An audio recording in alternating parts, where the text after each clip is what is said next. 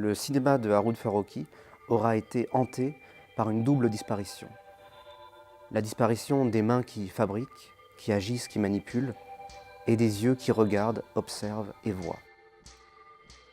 Une centaine de films jalonnent la trajectoire très singulière de Haroun Farroukhi.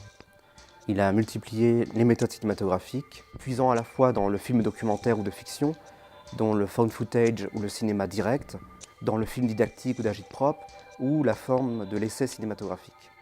Mais il a également multiplié les supports de diffusion. Ces films ont été projetés dans des salles de cinéma, ont été diffusés à la télévision, mais on les retrouve également dans des installations plastiques lors d'expositions. Ce cinéaste sera resté fidèle à une certaine orientation esthétique et politique du cinéma.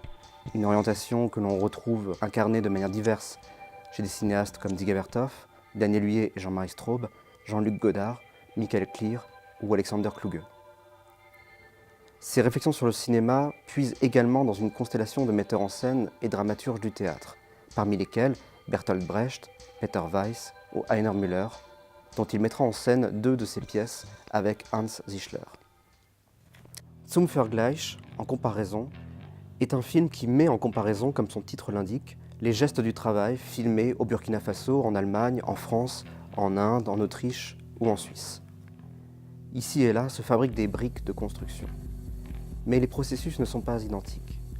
Sans commenter oralement les images, Farroukhi disperse seulement quelques intertitres, laissant son spectateur le soin d'investir à sa façon les images. En comparaison a été par ailleurs le point de départ d'un projet d'une grande ampleur, initié en 2011, dont Farroukhi et Antje Eman ont été les curateurs. Il s'agit de l'exposition Eine Einstellung zur Arbeit, Labor in a Single Shot, ou le travail en un seul plan. Il s'agissait de la production d'une cinquantaine de courts-métrages réalisés par des amateurs, recensant partout dans le monde les images du travail. La pédagogie de Haroun Farroukhi se sera inlassablement élaborée sur une double articulation. À la fois transmettre un regard et une pensée singuliers sur le monde et ses images, et transmettre un désir et une méthode de création d'images et de films.